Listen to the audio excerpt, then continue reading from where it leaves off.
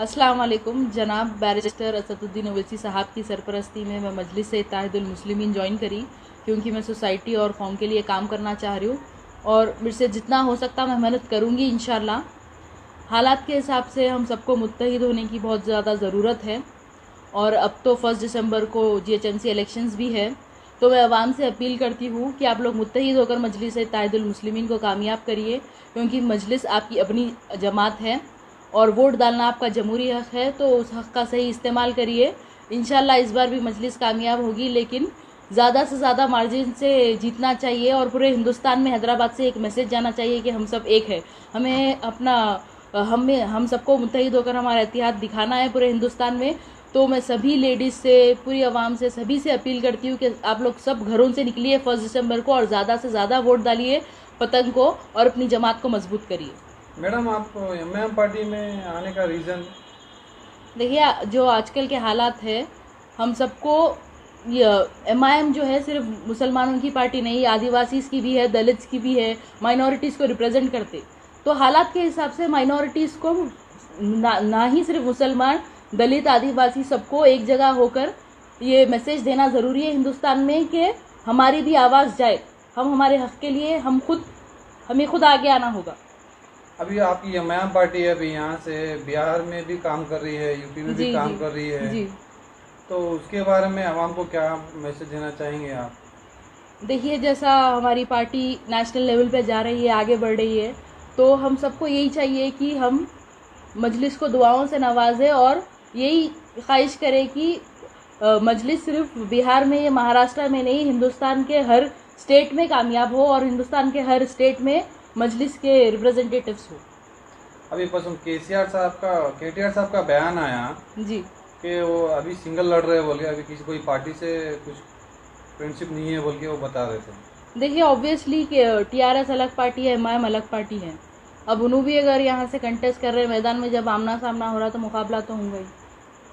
अब ये बल्दिया इलेक्शन है GHMC का हैदराबाद से, तो उसके लिए आवाम को क्या बोलना चाहेंगे? मैं यही बोलना चाहूँगी कि डेवलपमेंट के लिए, मजबूत करने के लिए, मुत्तहिद होने के लिए, इत्तेहाद बनाने के लिए हम सबको अब अपने वोट का इस्तेमाल करना चाहिए। वो अपने वोट के हक़ को ज़ाया नहीं करना चाहिए। आप ज़रूर निकल कर वोट करिए, जमात को मजबूत करिए।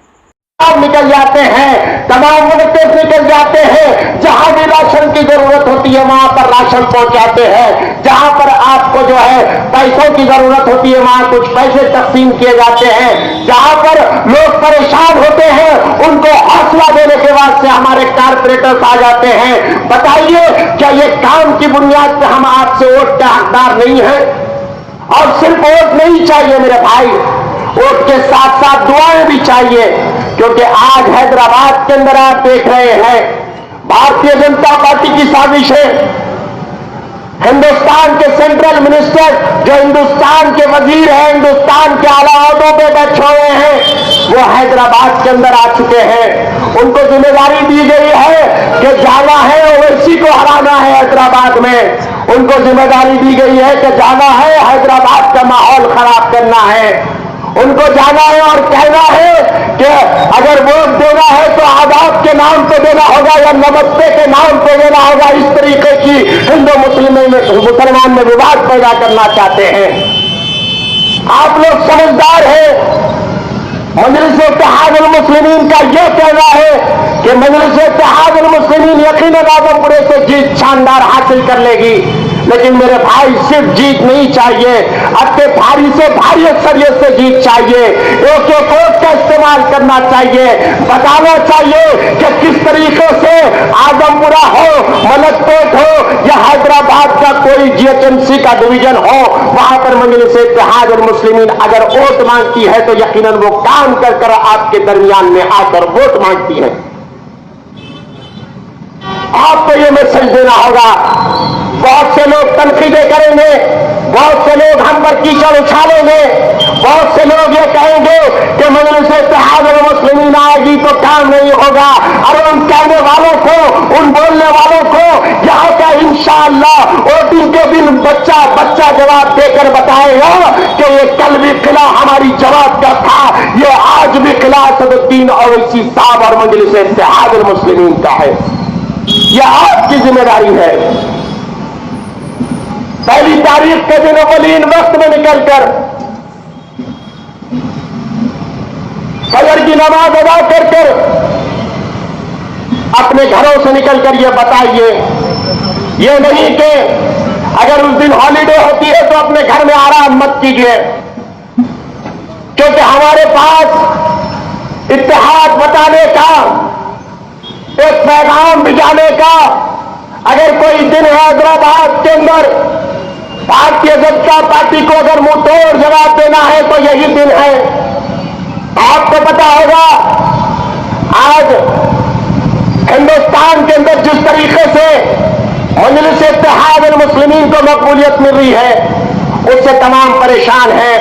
ऐवान पार्लियामेंट के अंदर यही बैरिस्टर असदुद्दीन ओवैसी साहब ट्रिपल तलाक के मसले पर हमारी बहनों की अजमतों के लिए, हमारे बहनों के हक के लिए, हमारी शरीयत के लिए ऐवान पार्लियामेंट में लड़ रहे थे तो कौन आया?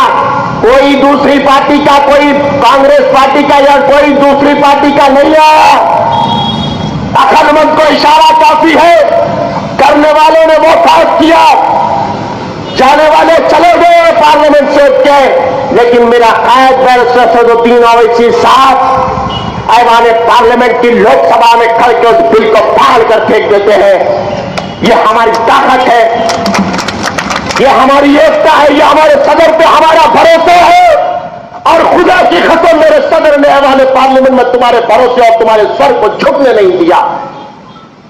वोट तो हैदराबाद से लिए, जीते तो हैदराबाद से थे, लेकिन जब पार्लियामेंट में खड़े रहे तो सिर्फ हैदराबाद का जिक्र नहीं किया, उन बिहार के मजलूमों के लिए आवाज उठाई, उत्तर प्रदेश के ऊपर हो रहा जुल्म के खिलाफ आवाज उठाई, तो यही बैरिस्टर असदुद्दीन ओवैसी साहब ने उठाई।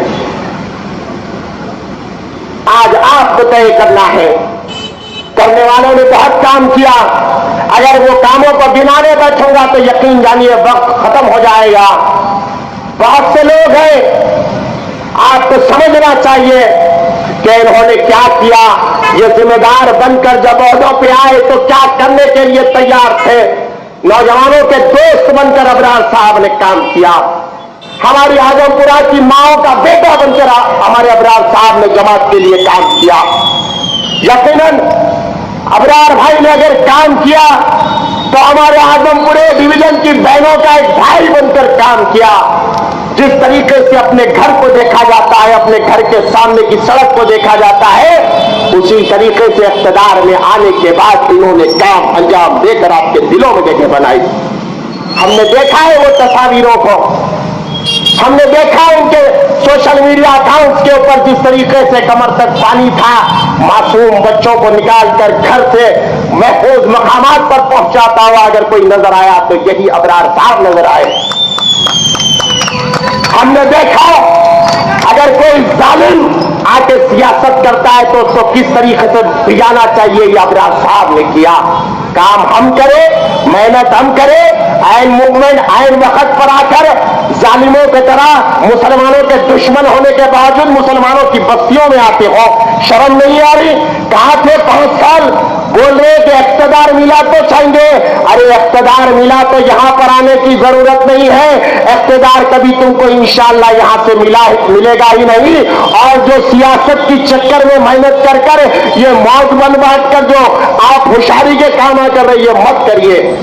इंशाअल्लाह मुझे यकीन है ये नौजवानों का मजमा जो खड़ा हुआ है जमात की मोहब्बत में, मैं जानता हूं जमात की मोहब्बत के साथ साथ शख्सी मोहब्बत अबरार साहब की भी आपके दिलों में जिंदा। आज इतने नौजवानों की शक्ल में इतने नौजवान यहां खड़े हैं, यकीनन जानते हैं कि अहमद बलाला साहब की कुर्बानियों के बारे में, अहमद बलाला साहब के दिल के बारे में, अहमद बलाला साहब की दरिया दिली के बारे में मलक देश की आवाम बाखूबी वाकिफ है। अगर कोई इलेक्शन के दिन हमसे जो है प्यार से काम लेना चाहता है तो मजलिस के तमाम जिम्मेदार कारपोरेटर प्यार से काम करने के लिए तैयार है। अगर कोई अड़चन पैदा करता है और ये बताने की कोशिश करता है हम हैं, तो यकीनन उनको बता दिया जाएगा कि दूल्हे भाई कौन है। जो अगर बताएंगे, अगर इलेक्शन अगर कानूनी तौर पे होता तो तैयार है, अगर कानून की खिलाफवर्जी की जाएगी, अगर जाति हमले किए जाएंगे तो हम भी खामोश बैठने वाले नहीं हैं। मैं तमाम को कहना चाहता हूं, आप इस बार मुत्तहिद हो जाइए।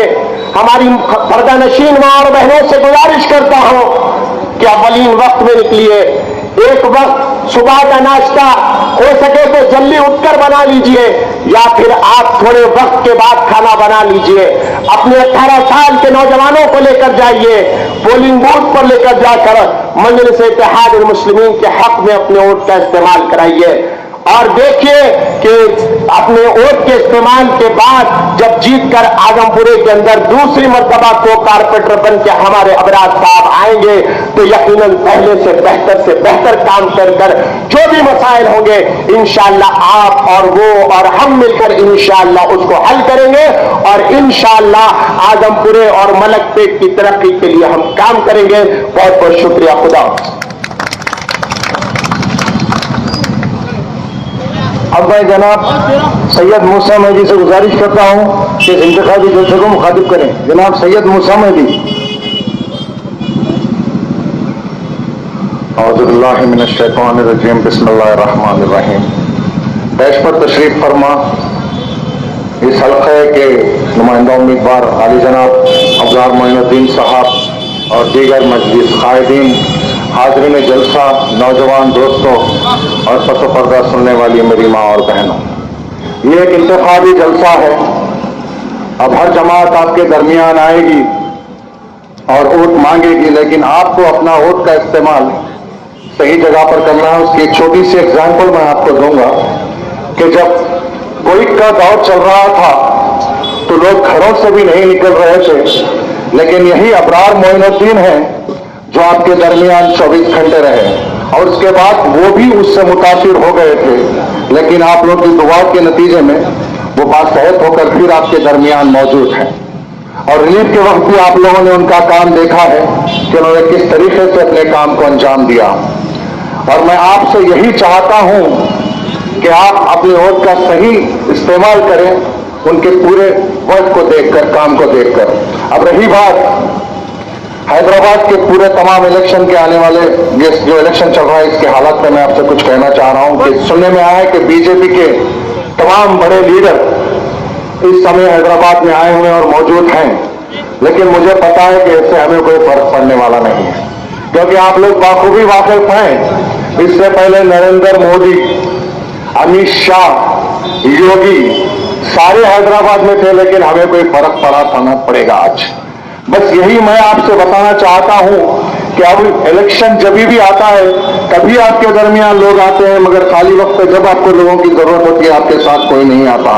मैं आपसे सिर्फ यही उम्मीद रखता हूं कि आप अपने वोट का सही इस्तेमाल करेंगे, सही हक में आप अपने वोट का इस्तेमाल करेंगे तो उसी से आने वाले वक्तों में हमें फायदा होगा। आज देखिए सारे हिंदुस्तान के जितने भी फिरका परस्त जमातें हैं वो परेशान है सिर्फ एक ही जमात से, जिसका नाम मस्जिद इत्तेहादुल मुस्लिमीन है। आज आप देख चुके हैं बिहार का रिजल्ट, इंशाअल्लाह आने वाले वक्त में